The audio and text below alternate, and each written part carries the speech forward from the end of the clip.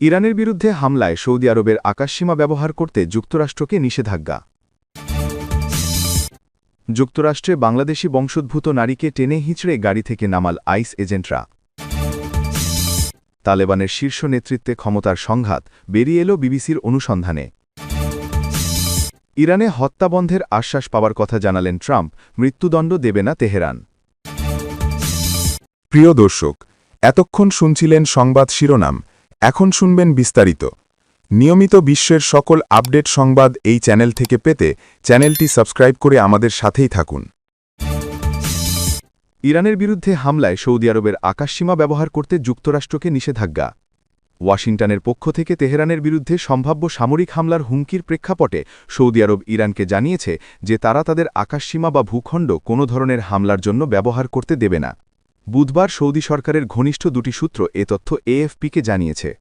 এর আগে যুক্তরাষ্ট্র সতর্ক করে জানায়, ইরানে চলমান বিক্ষোভ দমনে সরকারের কঠোর পদক্ষেপের জবাবে তারা প্রতিক্রিয়া জানাতে পারে। জবাবে তেহরান হুঁশিয়ারি দেয়, নতুন কোনো হামলা হলে তারা মার্কিন সামরিক ঘাঁটি ও নৌসম্পদকে লক্ষ্যবস্তু করবে। সৌদি সামরিক বাহিনীর ঘনিষ্ঠ একটি সূত্র এএফপিকে জানায়, সৌদি আরব সরাসরি তেহরানকে জানিয়েছে যে ইরানের বিরুদ্ধে নেওয়া কোনো সামরিক পদক্ষেপের অংশ তারা হবে না এবং এ উদ্দেশ্যে তাদের ভূখণ্ড বা আকাশসীমা ব্যবহার করতে দেওয়া হবে না।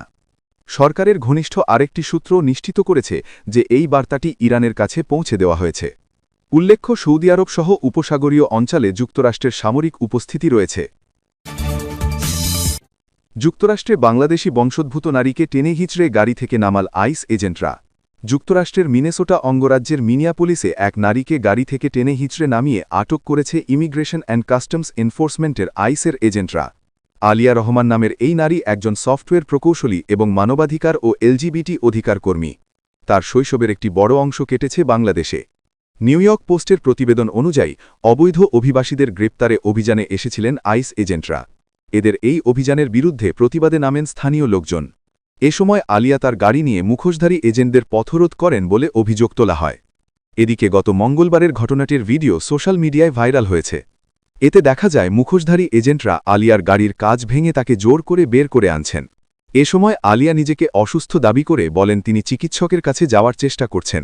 আশেপাশে থাকা বিক্ষোভকারীরাও তখন চিৎকার করে আইস এজেন্টদের থামতে বলছিলেন। ইমিগ্রেশন অ্যান্ড কাস্টমস এনফোর্সমেন্ট বা সংক্ষেপে আইস যুক্তরাষ্ট্রের হোমল্যান্ড সিকিউরিটি বিভাগের অধীন একটি কেন্দ্রীয় সংস্থা। এই সংস্থাটির কর্মীরা বা এজেন্টরা মূলত অভিবাসন আইন প্রয়োগ, বর্ডার সুরক্ষা এবং আন্তর্জাতিক অপরাধ দমনের কাজ করে থাকেন। যুক্তরাষ্ট্রে অবৈধ অভিবাসীদের আটক, বিচার ও ফেরত পাঠানোর দায়িত্ব এই সংস্থার। ডোনাল্ড ট্রাম্পের অভিবাসন বিরোধী কঠোর নীতির কারণে আইস এজেন্টদের তৎপরতা সম্প্রতি ব্যাপক আলোচনায় এসেছে। নিউ ইয়র্ক পোস্ট জানায়, ৪৩ বছর বয়সী আলিয়া রহমান একজন অভিজ্ঞ সফটওয়্যার প্রকৌশলী। তিনি নিজেকে কমিউনিটি ফোকাসড সিকিউরিটি প্র্যাকটিশনার হিসেবে পরিচয় দেন। এর আগে তিনি নিউ আমেরিকার ওপেন টেকনোলজি ইনস্টিটিউটের ফেলো ছিলেন, যেখানে পুলিশের বডি ক্যামেরা ব্যবহারের নীতিমালা নিয়ে কাজ করেন। লিঙ্কডইন প্রোফাইল অনুযায়ী আলিয়া যুক্তরাষ্ট্রের পার্ডু ইউনিভার্সিটি থেকে স্নাতকোত্তর ডিগ্রি নিয়েছেন এবং সাইবার সুরক্ষায় সনদপ্রাপ্ত পেশাজীবী। আলিয়া রহমানের জন্ম যুক্তরাষ্ট্রে। ছোটবেলায় তিনি পরিবারের সঙ্গে বাংলাদেশে আসেন। এক সাক্ষাৎকারে বাংলাদেশ প্রসঙ্গে তিনি বলেন, আমি একটি দেশকে গড়ে উঠতে দেখেছি। আমি পোশাক শ্রমিকদের, বিশেষ করে নারীদের রাস্তায় নেমে অধিকার আদায়ের আন্দোলন করতে দেখেছি। শৈশব থেকেই আলিয়া নিজেকে জেন্ডার কুয়ার হিসেবে পরিচয় দেন। পড়ালেখার জন্য তিনি যুক্তরাষ্ট্রে ফিরে যান। ২০০১ সালে টুইন টাওয়ারের হামলার সময় তার দুই কাজিন নিহত হন। আলিয়া দীর্ঘদিন ধরে ব্ল্যাক লাইভস ম্যাটার, ফিলিস্তিনপন্থী আন্দোলন এবং এলজিবিটি অধিকার সংগঠনের সঙ্গে যুক্ত। মঙ্গলবারের ঘটনার পর আলিয়ার বিরুদ্ধে কোনো অভিযোগ গঠন করা হয়েছে কিনা তা তাৎক্ষণিকভাবে জানা যায়নি। তবে আইসের অভিযোগ, তিনি অবৈধ অভিবাসীদের বিরুদ্ধে অভিযানে বাধা সৃষ্টি করেছিলেন।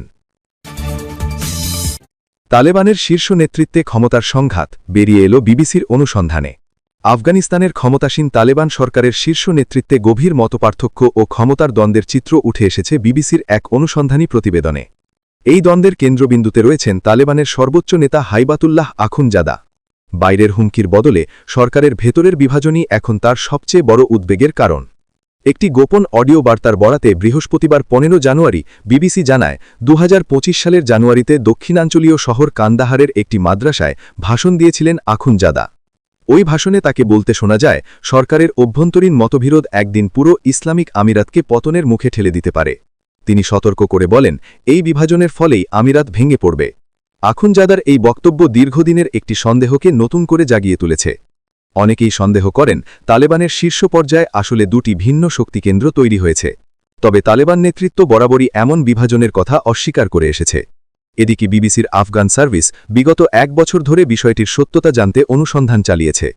এই সময়ের মধ্যে ব্রিটিশ সংবাদ মাধ্যমটি 100-এরও বেশি সাবেক এবং বর্তমান তালেবান সদস্য, ডিপ্লোম্যাট ও বিশেষজ্ঞের সঙ্গে কথা বলেছে এবং তালেবানের অভ্যন্তরীণ দ্বন্দ্বের স্পষ্ট কাঠামো চিহ্নিত করতে সক্ষম হয়েছে। এই বিষয়ে বিবিসির প্রতিবেদনে বলা হয়েছে, তালেবানের শীর্ষ নেতৃত্বে এখন দুটি আলাদা শিবির রয়েছে। এই দুটি শিবিরের একদিকে রয়েছে কান্দাহার ভিত্তিক আখুনজাদার অনুগত গোষ্ঠী, যারা একটি কঠোর আধুনিক বিশ্ব থেকে বিচ্ছিন্ন ইসলামী রাষ্ট্র কায়েমে বিশ্বাস করেন। অন্যদিকে রয়েছে কাবুল ভিত্তিক প্রভাবশালী মন্ত্রী, সামরিক নেতা ও ধর্মচিন্তাবিদদের একটি দল, যারা ইসলামী কাঠামোর মধ্যে থেকেও আন্তর্জাতিক বিশ্বের সঙ্গে যোগাযোগ, অর্থনৈতিক উন্নয়ন এবং নারীদের শিক্ষার সুযোগ পুনরুদ্ধারের পক্ষে। তালেবানের একটি অভ্যন্তরীণ সূত্র এই দ্বন্দ্বকে আখ্যা দিয়েছেন কান্দাহার হাউস ভার্সেস কাবুল। এই দ্বন্দ্ব প্রকাশ্যে রূপ নেয় 2025 সালের সেপ্টেম্বরের শেষের দিকে, যখন আখুনজাদার নির্দেশে হঠাৎ করেই আফগানিস্তান জুড়ে ইন্টারনেট ও ফোনের নেটওয়ার্ক বন্ধ করে দেওয়া হয়। 3 দিন পরেই অবশ্য কোনো ব্যাখ্যা ছাড়াই আবার ইন্টারনেট চালু করে দেওয়া হয়। বিবিসির অনুসন্ধানে জানা গেছে, কাবুল ভিত্তিক শীর্ষ মন্ত্রীরা আখুনজাদার আদেশ অমান্য করেই ইন্টারনেট পুনরায় চালু করার সিদ্ধান্ত নিয়েছিলেন। বিশেষজ্ঞদের মতে, তালেবানের ইতিহাসে এটি প্রায় নজির বিরল ঘটনা, কারণ এই সংগঠনের মূল নীতিই হল নেতৃত্বের প্রতি নিঃস্বার্থ আনুগত্য। এক তালেবান সূত্র একে সরাসরি বিদ্রোহ বলে অভিহিত করেছেন। শুরুর দিকে আখুনজাদা এমন ছিলেন না বলেই দাবি করেছেন অনেক সূত্র। 2016 সালে তাকে তালেবানের সর্বোচ্চ নেতা নির্বাচিত করা হয় মূলত ঐক্যমত্য তৈরির সক্ষমতার কারণে। তার 2 উপনেতা ছিলেন সিরাজউদ্দিন হাক্কানি ও মোল্লা ইয়াকুব। বিশ্বস্ত এই 2 উপনেতা মন্ত্রিত্বে সীমাবদ্ধ হয়ে যেতেন, আর আখুনজাদা একক ক্ষমতার কেন্দ্রে পরিণত হন। তিনি কাবুল ছেড়ে কান্দাহারকে ক্ষমতার কেন্দ্র বানান এবং ধীরে ধীরে সুরক্ষা, ধর্মীয় নীতি ও অস্ত্র কানুন নিজের হাতে কেন্দ্রীভূত করেন। এভাবে মেয়েদের মাধ্যমিক ও উচ্চশিক্ষা নিষিদ্ধকরণ সহ একাধিক কঠোর সিদ্ধান্ত কাবুলের মন্ত্রীদের সঙ্গে কোনো আলোচনা ছাড়াই নেওয়া হয়, যা 2 পক্ষের মধ্যে উত্তেজনা বাড়ায়। সিরাজউদ্দিন হাক্কানি ও মোল্লা ইয়াকুব মতো কাবুল ভিত্তিক নেতারা নিজেদের মধ্যপন্থী নয়, বরং বাস্তববাদী হিসেবে দেখেন। তাদের বিশ্বাস, বর্তমান কাঠামোতে আফগানিস্তান দীর্ঘমেয়াদে টিকতে পারবে না। তাদের কাছে ইন্টারনেট বন্ধের সিদ্ধান্ত ছিল সরাসরি অর্থনীতি ও শাসন ব্যবস্থার উপর আঘাত। এই কারণেই তারা শীর্ষ নেতৃত্বের অনুমতি ছাড়াই আবার ইন্টারনেট চালু করার ঝুঁকি নিতে বাধ্য হয়েছেন বলে ধারণা করছেন বিশ্লেষকেরা।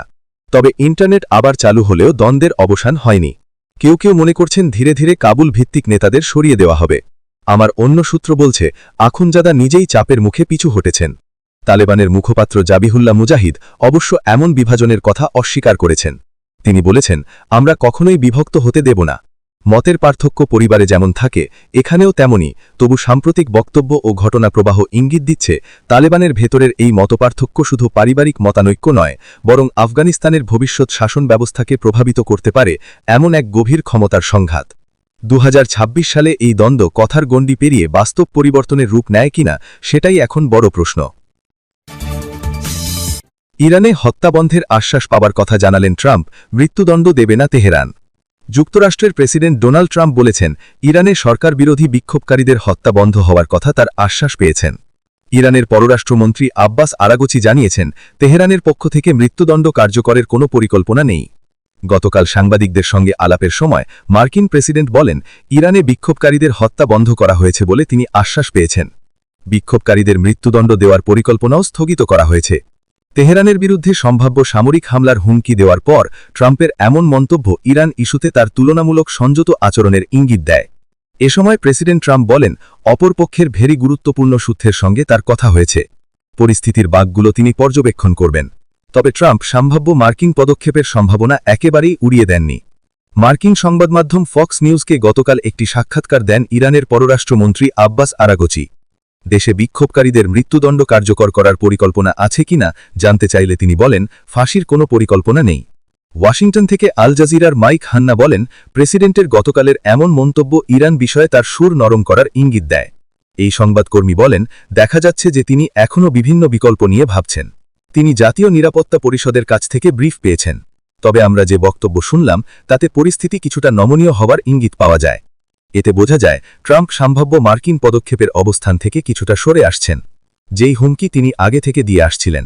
2022 সালের পর সবচেয়ে বড় সরকার বিরোধী বিক্ষোভ চলছে ইরানে। মূল্যস্ফীতি ও আর্থিক দুরবস্থার প্রতিবাদে এই বিক্ষোভ শুরু হলেও দ্রুত তা রাজনৈতিক রূপ নেয়। গত 28 ডিসেম্বর শুরু হওয়া এই বিক্ষোভ ইতিমধ্যে দেশের বড় অংশ জুড়ে ছড়িয়ে পড়েছে।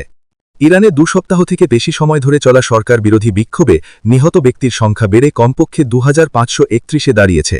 তাদের মধ্যে নিরাপত্তা বাহিনীর সদস্য এবং 12টি শিশু রয়েছে।